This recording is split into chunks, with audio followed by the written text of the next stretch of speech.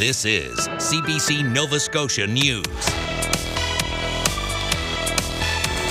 Renoviction fight. Halifax tenants band together to try and stop their landlord from terminating their leases. The McKay's future. As the Halifax Harbour Bridge reaches the end of its projected lifespan, what happens next? And meet Bucky, the 88-year-old fly fishing instructor. Looking ahead, the next few days, hot and humid. Most of the province now under a heat warning. How long will it stick around? I'll have those details just ahead. Good evening. A Halifax tenant is fighting her renoviction as other tenants in buildings owned by the same landlord face attempted evictions as well. Though provincial data shows renovictions are decreasing in Nova Scotia, advocates say many go uncounted. Nicholas Sagan reports. After nearly 6 years renting this apartment, Amanda Rose is fighting to stay. This winter, her landlord started trying to renovict her and tenants in other buildings across the city. It seemed targeted. It seemed like it was targeted towards the tenants who'd been here the longest and were paying the lowest rent amount. Property records show Rose's landlord, Mitchell Holohan of Precor Property Management, owns at least 21 properties. This legal worker says up to 24 tenants are facing his attempted renovictions. When it's happening to multiple buildings at a time, this is, to us, part of a systematized effort to evict long-term tenants, do cosmetic upgrades on a building, and then rent them for higher rents. Rose's landlord claims he needs to renovate and there's asbestos in the building, but she hired an independent company to do testing, which found none. A tenancy officer dismissed the renoviction, siding in the tenant's favor, saying it appears to be an attempt to displace lower-paying tenants and raise the rent, but the landlord is appealing the decision to small claims court. Fighting these renovictions, it's not only something that I'm doing because it's in my best interest and it allows me to have that safe, stable, secure housing, but it also is to protect the right to housing for all of my neighbors too. According to the provincial government, renovictions are declining due to new protections for tenants, with 19 applications so far this year, compared to 84 last year, more than 150 in 2023, and more than 120 in 2022. But Bloom says renovictions are still common. They just aren't always counted in the data. It doesn't capture tenants who are just agreeing to leave, and then it doesn't capture tenants who are on fixed-term leases that are terminated, or who are given, illegitimate eviction notices and don't know that they can fight that. Holohan did not respond to an interview request or a request to share his asbestos report. Rose and other tenants are now waiting for their appeal hearing in the coming months. Nicholas Sagan, CBC News, Halifax. A settlement has been reached between Sikorsky Aircraft and the families of 6 Canadian Armed Forces members killed in a helicopter crash off the coast of Greece in 2020. Nova Scotia naval officer Sub-Lieutenant Abigail Cobra was one of the casualties on board. 2 military reviews found the autopilot took control of the CH-148 Cyclone helicopter during a low-altitude maneuver while returning to the Halifax-based frigate HMCS Fredericton during a reconnaissance mission and training. The families sued the aircraft's U.S. manufacturer, accusing it of gross negligence and a reckless disregard for safety.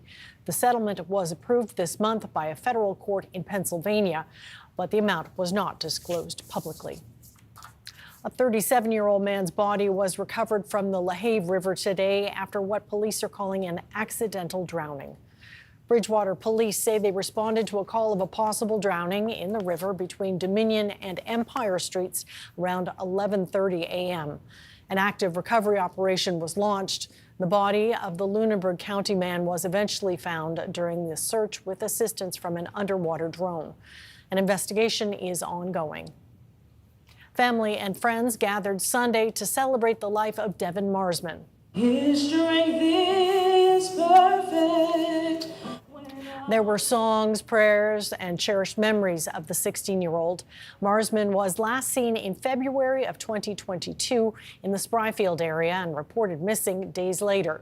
Police initially said they had no reason to suspect foul play, but 2.5 years later, his death was deemed a homicide. Marsman's mother says she felt the love of the community, but says it's still hard to find closure.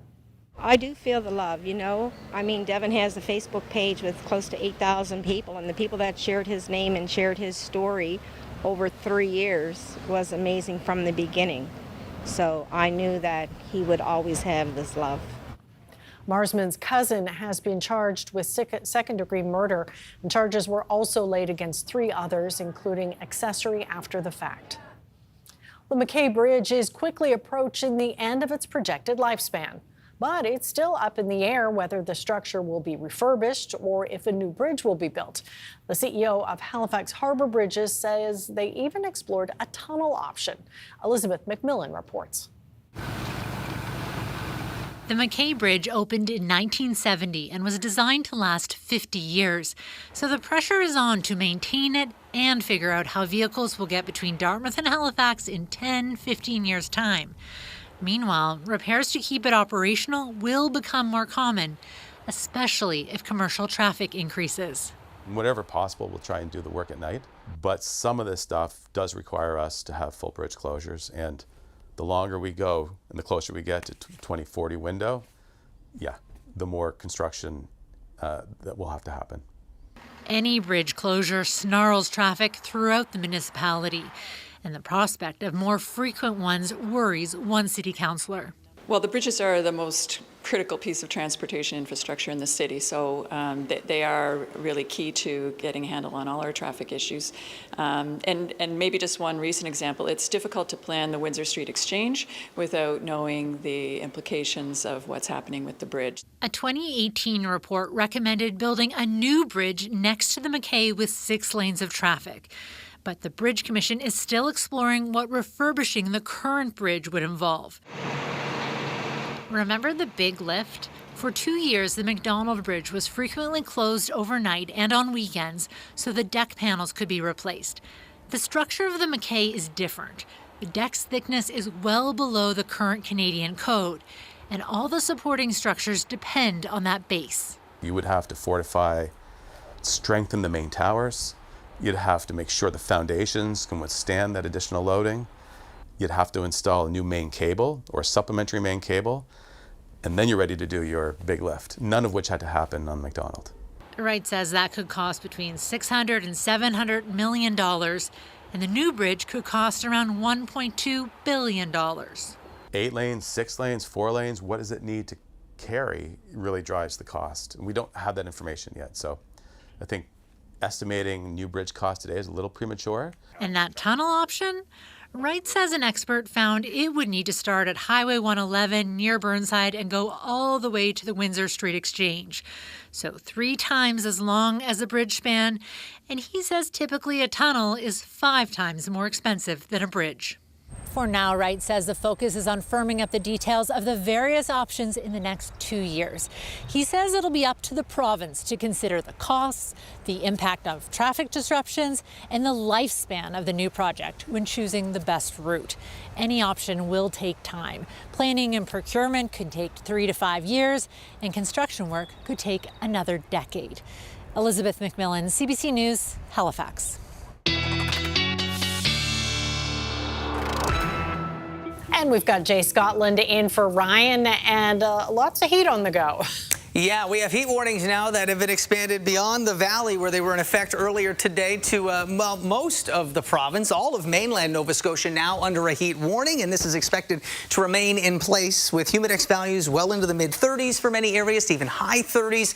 Temperatures up around or even over 30, and overnight temperatures offering little relief through Thursday. So that's how long we can expect this advisory to be in place. Now, for many inland areas, certainly if you weren't downwind of the water, temperatures were warm today, and humidex values were up over 30, but we are looking at even warmer and muggier conditions on tap for the next few. So sky does become mainly cloudy this evening. We do have a chance of some light showers, drizzle, some fog is setting up through the overnight hours into early tomorrow morning. For eastern areas, as you head up towards Northumberland and into parts of Cape Breton, even a rumble of thunder is possible tonight. Very humid conditions tomorrow afternoon with that warm and brisk southwest wind, and very little relief into the evening and overnight hours as well. Amy? All right, we'll talk to you soon. Thanks, Jay. Acadia University staff are working 4 days rather than 5 this summer. This comes after a successful pilot program last year, which showed employee satisfaction went up thanks to the model. One of the researchers says they were surprised by the variety of activities people did with their extra time. So what we found was that, gardening was a big one, that people could spend more times in their garden. Someone talked about producing some new music that they didn't have a chance to do, or some people would talk about, doing some writing, some creative writing that, again, you wouldn't have time to do during the 4-day. Acadia is not considering using the model during the academic year, since that's when the university is at its busiest. Well, kids at a Cole Harbour hockey camp got a big surprise this past Friday. They were visited by NHL star and hometown hero Nathan McKinnon. Returning to his old stomping grounds at Cole Harbour Place, McKinnon spoke to kids about the game and his career. More than 150 boys and girls were part of the camp this year. An 88-year-old man has made a name for himself in Nova Scotia's fishing community, having taught fly casting and fly fishing for decades. The CBC's Cassidy Chisholm has more. Richard Divine has loved fly fishing for most of his life. Good old days. Yeah, they were. And in his 88 years, he's certainly made a name for himself in fishing communities across Nova Scotia. People say, Richard, don't know him. Bucky, oh yeah, I know him. Don't ask me how I got it, but it's been with me my whole life. Bucky picked up fly fishing as a teenager. I had a lot of good people that I admired. They never give me any lesson or anything, but it's pretty easy to copy, and now I'm teaching it. And he's been teaching it for more than 50 years. Get up, lay it down. Now I'm fishing. But it wasn't until he moved to the South Shore in 2009 that he ramped up his fly fishing school with the support of the Lehave River Salmon Association. Bucky is one of those personalities that, his reputation certainly precedes him. So I'd heard of Bucky well before I actually met Bucky, and it's been a real pleasure kind of getting to know him and getting to work with him and learning from him as well. Sharon met Bucky about 5 years ago when he joined the Salmon Association. He's been helping Bucky with his fly casting school, which is offered at the Bridgewater Baptist Church from January to April each year. He also offers private lessons. Bucky estimates he's taught fly fishing to more than 1,000 people, generations from all walks of life. First thing, we teach them everything about a rod. It's a stage. Every night is something different until when they leave my school, they can go fishing. And they feel good about it. Bucky even taught his wife of 40 years. How would you describe Bucky's love of fly fishing? It's his second love. I'm his first, But yeah, no, it's something, it's like when it gets in your blood, you can't remove it, is how it works. And if he's not teaching fly casting lessons or, sometimes we can get out fishing, it's tying flies. Well, this is the room that I spent a lot of time in, and in recent years, Bucky has had to take a step back from fly fishing, but not his course. Well, my back gives out on me here and then, but in the class, I got a reliable bunch that can do it. I'm sitting on the sidelines, yes, but anyway, no, they do a good job, so, God willing, I'll keep going as long as I can.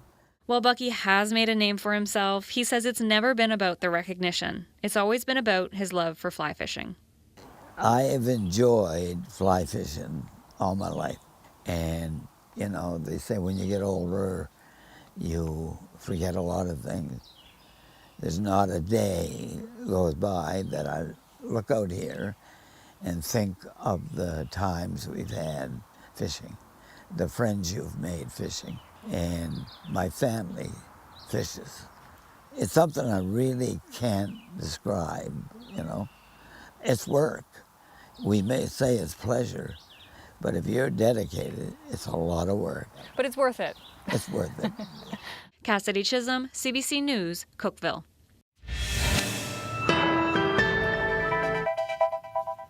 Yeah, fog is rolling in. Jay is up next with his weather forecast. We'll see you in just a few minutes. Stay with us.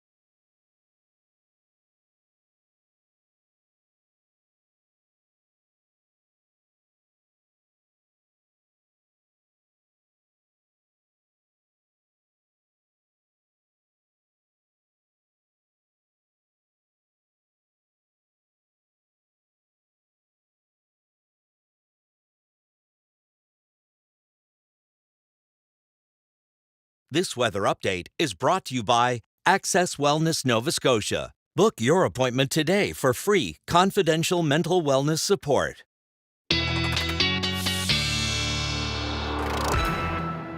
All right, Jay, it sounds like the air conditioners, the fans, all of it working overtime these days. Yes, and without something like a heat pump or an air conditioner, Amy, it's the overnight temperatures when we're talking about heat warnings and we're talking about these hot weather events.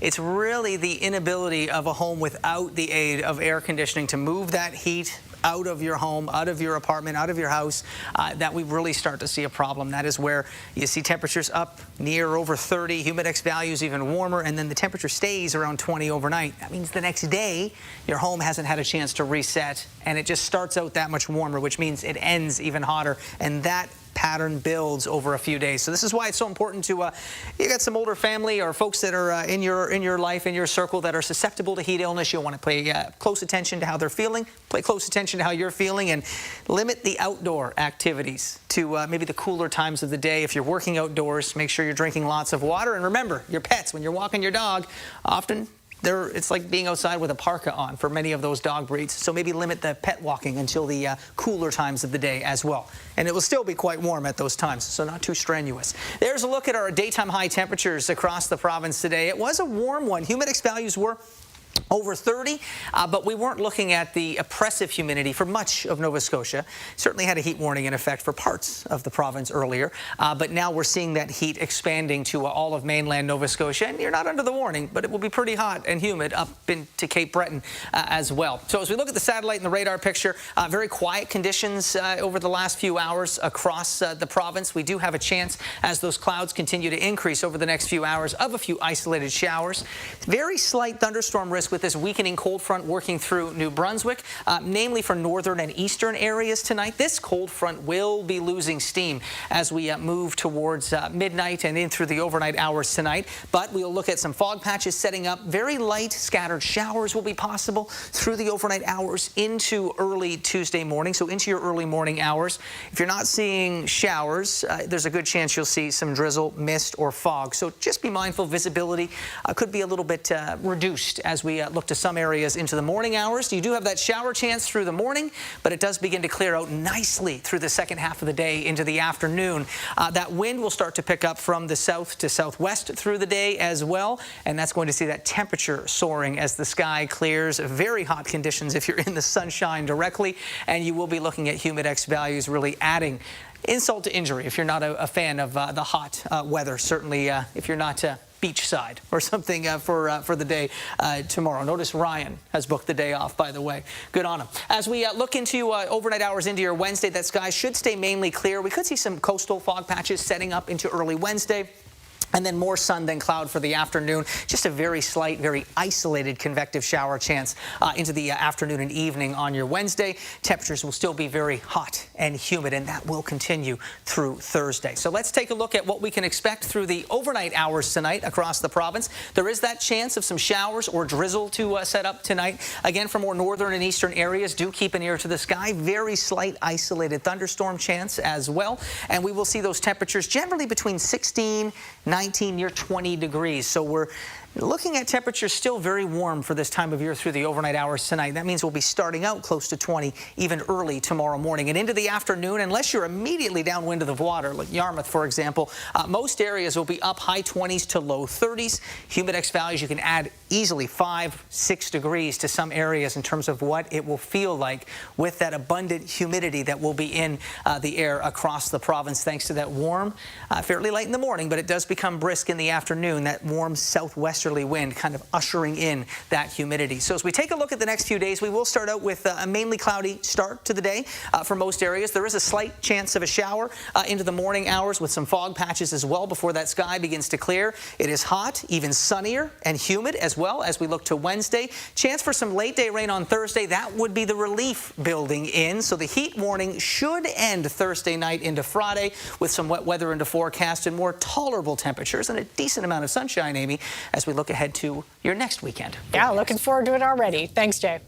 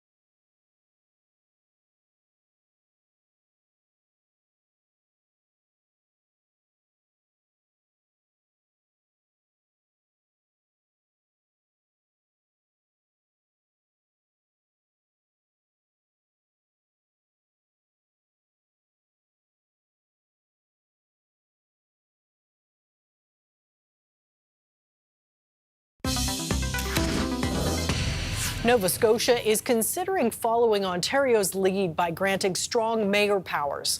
Last week, Premier Tim Houston blasted Halifax Regional Council, saying there's a serious disconnect between the decisions being made and the desires of citizens. I'm joined now by Sherry Bondi, Mayor of Essex, Ontario, one of 169 municipalities extended strong mayor powers by the Ontario government in May. So, Mayor Bondi, I understand you didn't want this increased influence. Why? That's correct. I think that, no mayor needs ultimate power. The way it's laid out in our province, there's just too many opportunities to err. It was intended here in Ontario to build homes faster. And we've all said, all of us locally are opposed. We've said, if we want to build homes faster, we need more dollars from the province, not more power as mayors. Well, what do these powers allow mayors to do? Well, we can change the organization review of the whole town. We can pass our own budgets. We can veto any bylaw that council brings forward. We can fire a CAO, and we can decide on planning measures. If we're going to build, 4 by right, or, build on areas that aren't desirable. There's really a lot to it here, and it's scary. From members of the public, they need to pay attention, because you certainly don't want your mayor having all of this power. Well, what kind of abuse of power could happen as a result? Well, we know that, sometimes, there's no qualifications to become a mayor. You run in an election. I have a couple of degrees, of course, but some people, it could be a popularity contest.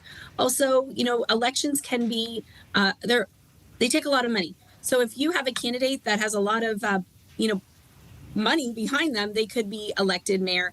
And then, who knows what decisions they're making with public consultation and just doing what they want with their potential developer friends. That's all generalizations. But those are some of the things that we, could fathom here. And, we've had some bad elections, I'll say, in the past in the town of Essex, where, we actually had a mayor that was in term for 3 years, procure proxy votes to become mayor.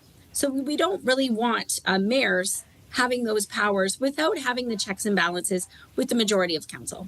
And you mentioned the ability to fire staff such as the CAO. Why would that be an issue? So there is a fight for talent at the municipal level for senior elected or senior appointed positions. We know now we're trying to, when we hire, it's much more challenging. You get a lot less candidates apply, and the candidates that do apply are scared to be fired if they don't get along with the mayor. And nobody should have to go to work thinking that one person could fire them if, a report doesn't come up with a recommendation that's favorable to the mayor. My version of a strong mayor is a strong mayor that advocates and works with council, makes sure council has all the access to the information, and builds consensus at the table. That's what a strong mayor really should do, is work with the council members and talk about, public consultation, what's the majority of council think, and if your mayor is, being like a bull in a glass building, then that really, you have to think, is that really the right thing for the community? Probably not. Your council ended up rejecting the new powers. Tell me about what happened there. So we had our clerk's department, I went right to them right away saying this is not something I'm interested in.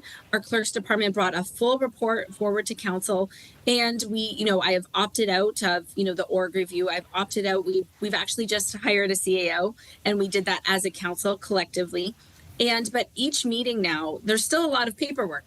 Each meeting, we have to sign a resolution that I'm not vetoing any council bylaw. We have to make sure that we have a full website on the town of Essex, informing residents of the strong mayor powers. And at any time, the strong mayor powers can be used. So even though I've said on paper that I'm not using them, they're still there. There's no really officially opting out, which is still scary, I would say, from a resident's point of view and from the other members of council. Nobody wants to sit on a council with a mayor that can just do whatever they want, because what's the point in them being there at the same time? Well, when you see Nova Scotia thinking about following Ontario's lead on this, what are your thoughts? My worry is for resident engagement. That's the one thing that, we have our residents, they're engaged here. They feel part of the political process because they get to go vote for not just the mayor, the deputy mayor, but they get to vote for council. And all of council should be, accountable to the public. But if you start, doing moves like implementing the strong mayor power, my fear is that residents are going to become disengaged in municipal politics because it's a signal to them that their vote doesn't matter. So that's my biggest worry here in Essex, and also for you. Well, the city of Windsor, for example, did take on those new powers. What happened there? So we know that there's been 4 or 5 instances where the mayor of Windsor has used strong mayor powers. They're the ones that get promoted in the media, where staff are changing and things are vetoed in the budget. But since this has come out, we've known that there's been over 100 times that mayor has used strong mayor powers, and I couldn't tell you what they are. So, we don't know, how many times or what particular is being done. But that to me is kind of scary, because how do the public know what's really happening in municipal politics if the mayor, if it's not, well known what the strong mayor powers are? So lots of areas of concern. Well, Mayor Bondi, thank you very much for your perspective. We do appreciate it. You're welcome. Have a good afternoon.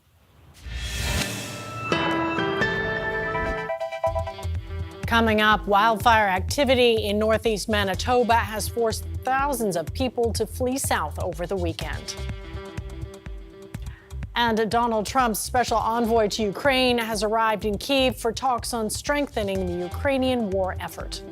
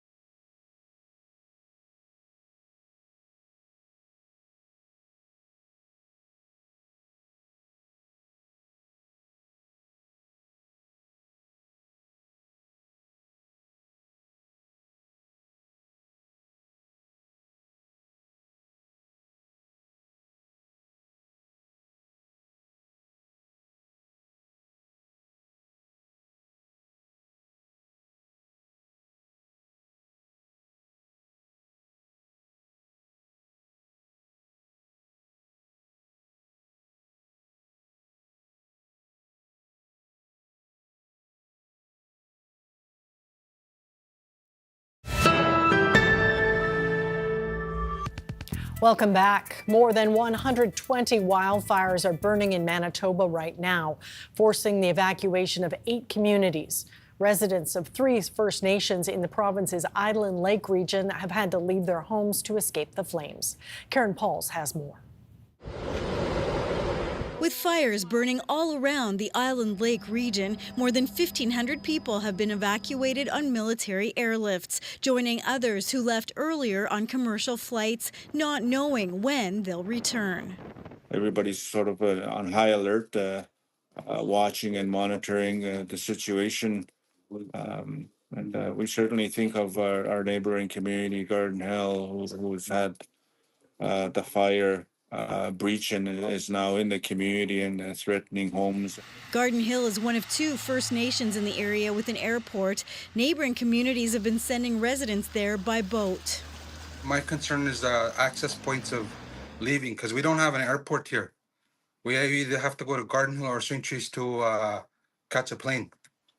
So what happens if it's too smoky? Like how do we planes can't land?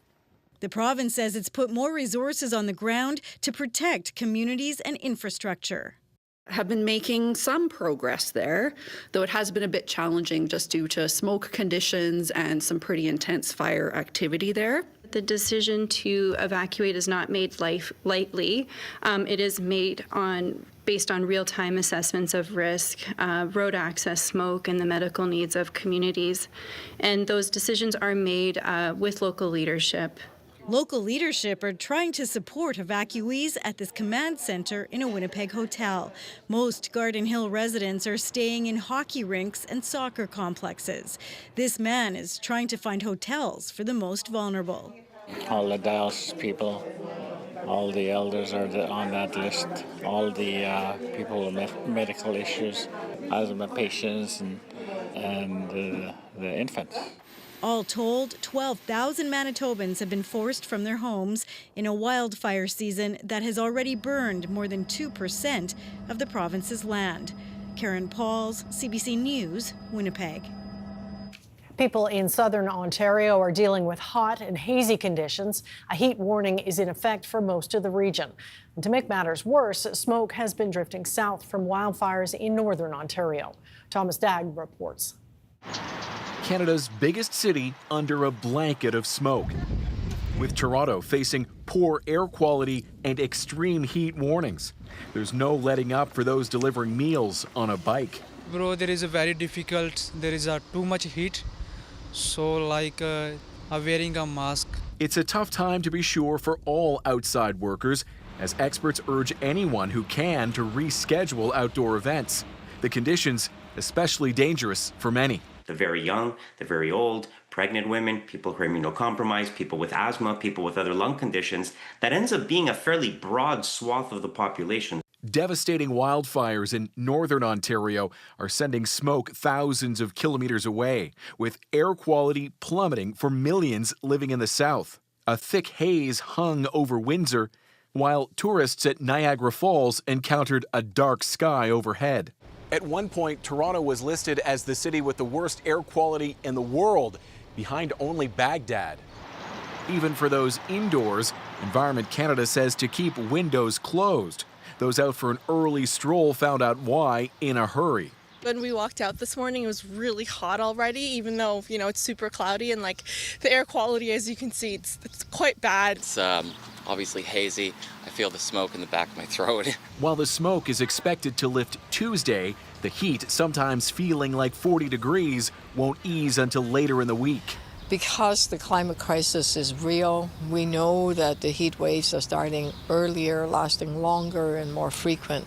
Divyansh Singh is keeping his arms and mouth covered. This summer so far, he says, has been brutal. This year, it's boom, man. It's so bad. Out for another delivery, he's contending with the conditions as best he can. Thomas Dagg, CBC News, Toronto. Heavy rains have paused ongoing search and rescue efforts in central Texas. More than 160 remain unaccounted for after the 4th of July flooding that killed at least 132 people. The latest flooding along the Guadalupe River led to high water rescues elsewhere. Rescue crews were ordered to evacuate from areas facing a high risk of flash floods. Officials warn that the downpours could cause waterways to surge again. The pressure is on for Russia to end the war in Ukraine. U.S. President Donald Trump announced he will sell billions of dollars in weapons to European countries.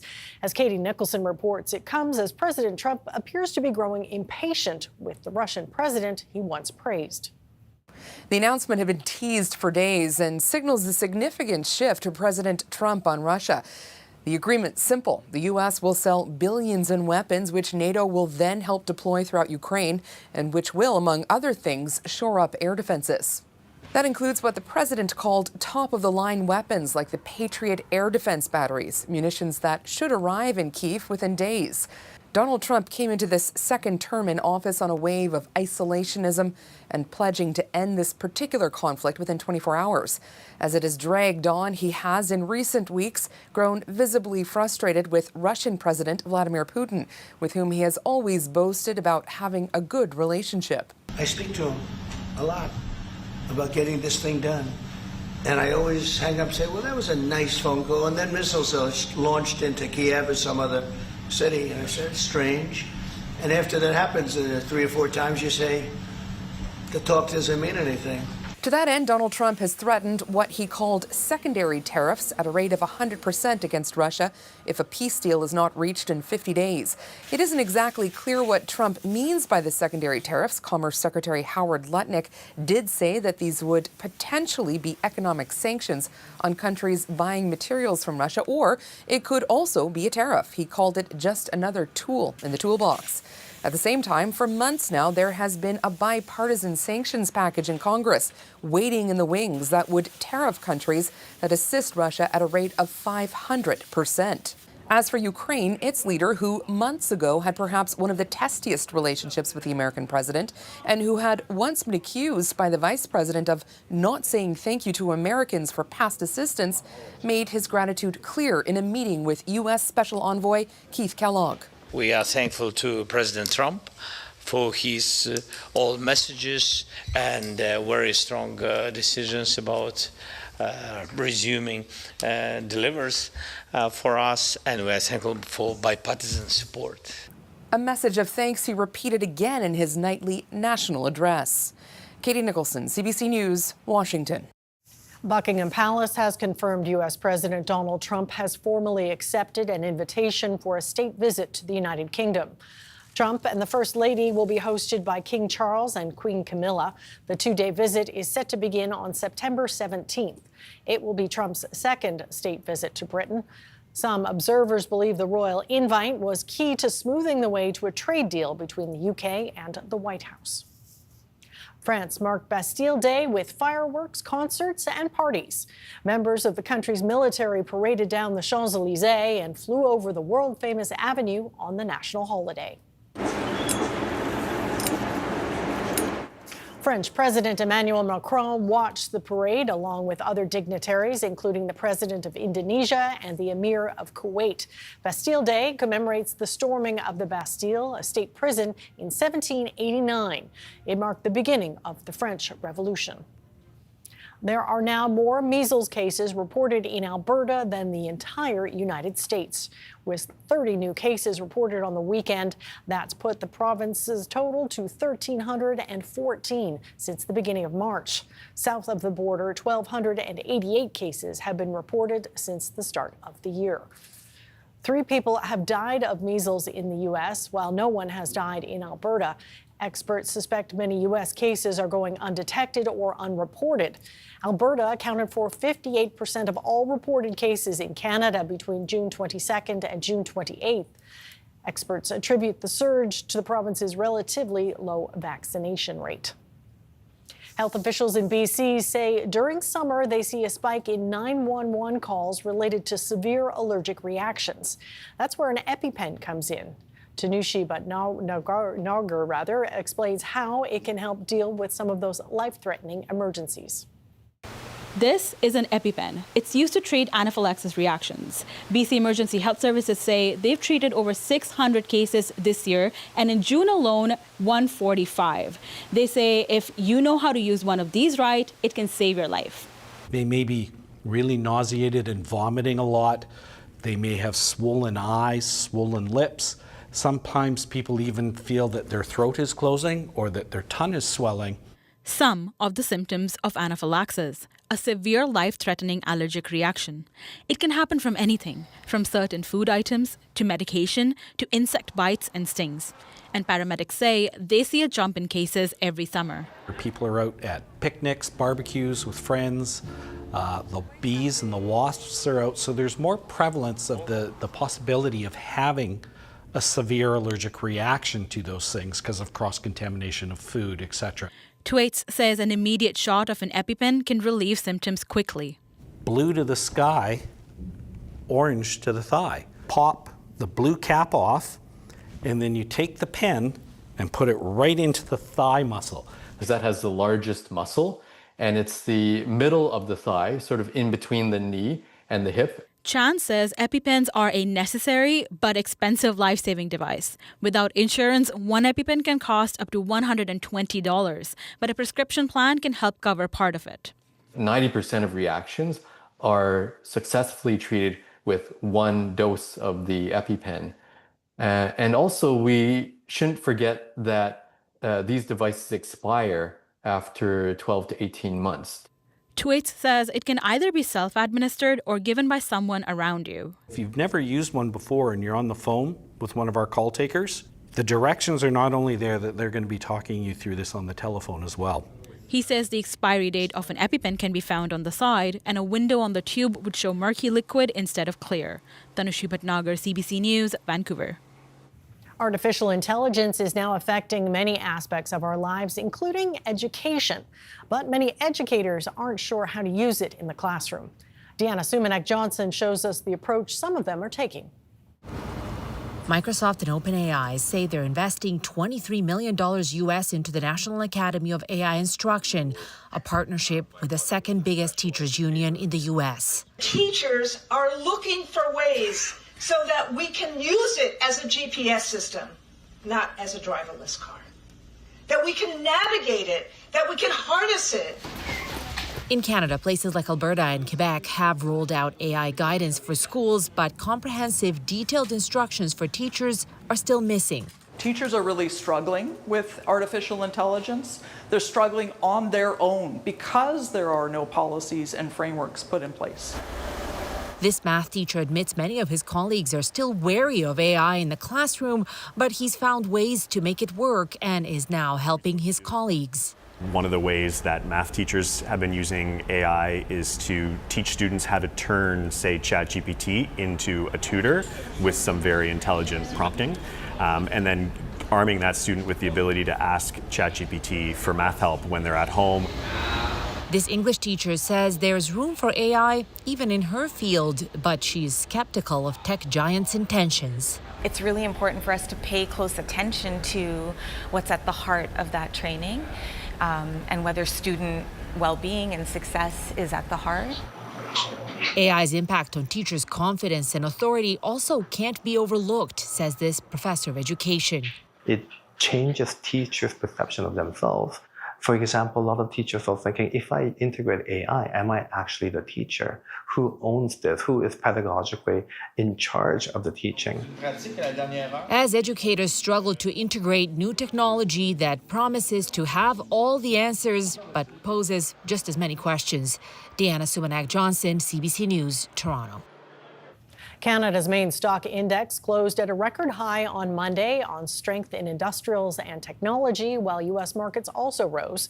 Here's a look at the numbers as we head to break.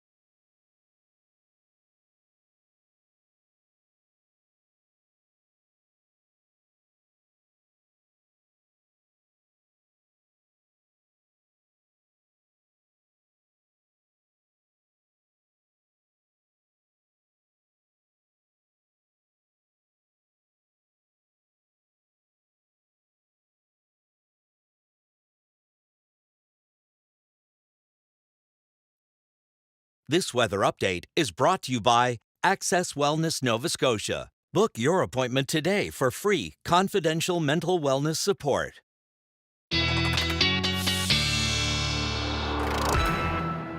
And Jay is back with one last look at the weather, and it sounds like folks should try and stay hydrated. Yeah, and if you are working outdoors, first of all, tip of the weather hat to road crews and folks that are working outside. Try to take lots of breaks if you can, in the shade, into a cooler spot. Stay well hydrated. In the next few days, it's really the overnight hours that are the concern, as you're not getting that chance to reset, that relief through the overnight hours. So every day just becomes a little bit more oppressive over the next few. We will watch for, as we move through the evening hours and towards the overnight hours tonight, those clouds to continue to increase. Chance for a few isolated showers to develop for northern and eastern areas. There is that slight risk of a rumble of thunder. Very low probability, but it is there. Into tomorrow morning, low cloud, fog, some drizzle, early morning showers, and then that sky clears up nicely through the afternoon. Lots of sunshine, which is tempting to head outdoors, but unless you're by the water, just be prepared for it to I'm not saying it's going to feel like an oven necessarily when you open the front door, but we're building towards that feeling over the next few days. So we'll start out around 18, 19 degrees in the morning. Clouds, some showers, drizzle possible with that fog chance in the morning. Very light wind from the southwest does begin to pick up into the early afternoon. That sky will be clearing into the early afternoon as well. In fact, by late afternoon, partly cloudy to even mainly sunny conditions is what we can expect across much of the province. This is for the HRM for tomorrow, and we can see those temperatures ticking up near 30 for some areas, potentially even into the low 30s tomorrow. And even if you don't hit that 30-degree mark, 28 degrees in Halifax, 30 as you look up towards Stanfield. Near the water, maybe 26, all likely going to feel into the low to mid-30s, factoring in that abundant humidity for tomorrow, and looking to set us up for the long haul as well, right through Thursday. Likely to have that advisory in effect, that heat warning in effect, Amy. A steamy stretch for sure. Yeah. All right, thanks very much for that, Jay. An antique clock built in Nova Scotia has returned home after a long journey. It was repatriated after being discovered in a Maryland home. Have a look. We recently got a donation of a grandfather clock that was actually built here in the Valley in 1772. And it's been out of Canada for over 100 years. And the clock itself is over 250 years old. So this was recently gifted to us by a donor who had it down in Maryland. The clock was built here in Horton, in Gaspereau, between 1770 and 1772. It was built by a farmer, cabinet maker, clockmaker named John Bishop, who was the son of the planter John Bishop, who came up here in 1761 from the eastern United States. He built the clock as a wedding gift for his daughter Amelia. So if you want to see how this works, you're going to find out in just a couple of minutes. So Steve is a horologist, which is basically a fancy word for a clock expert. So he was actually the one who delivered the clock to us. So he got wind of the story down in Maryland and was so invested, he decided to hand deliver the clock to our doorstep, which is really cool. And then while he's here, he was basically doing a talk and a demonstration about 18th century grandfather clocks. Well, it came down to, well, somebody's got to do it. And there really isn't a service that delivers clocks. So it was a matter of, if I don't do it, it's not going to get done. I can't tell you how many times I look at the clocks in my shop and say, if only you could talk. Well, this one does. And that was great. This means a lot, not only to us as a museum, but to us, the community as well, like here in the Valley. Because again, this is a Valley artifact. This was built here. It was built in Horton, which is now the Wolfville area. So it's really a piece of local history, and it was built by John Bishop, and the Bishop family is still here. And they are still a family that lives in this area. My great-grandfather, John William Bishop, you know, it feels to me like things are coming full circle. And he was born in 1882. The clock is, you know, older, much older, like 100 years older than him. Yeah. And it's just really exciting that it's coming back home.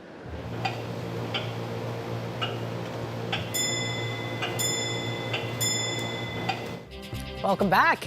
And that is it for us tonight. Thanks for watching, and we'll see you next time.